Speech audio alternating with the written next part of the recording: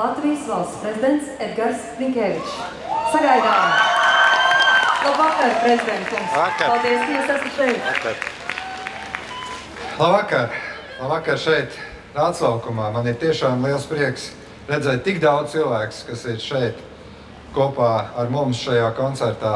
Labvakar Latvijā pie televīzora ekrāniem. Šī ir īpaša diena. Šī ir diena, kurā mēs visi darām labo. Atceramies par tiem, kuriem ir nepieciešamība saņemt palīdzību. Lūgt palīdzību ir ļoti svarīgi. Dot palīdzību, dot savu atbalstu ir vēl svarīgāk.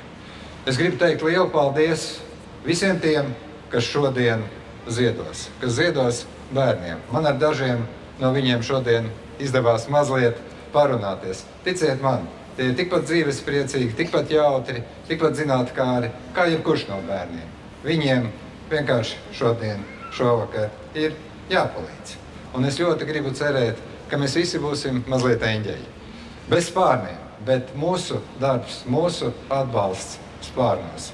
Spārnos bērnus, spārnos vecākus, spārnos mūs visus. Un lai arī šie Ziemassvētki šķiet nebūs ne gaiši, ne balti, mūsu darbi, mūsu domas tos noteikti darīs gaišākus.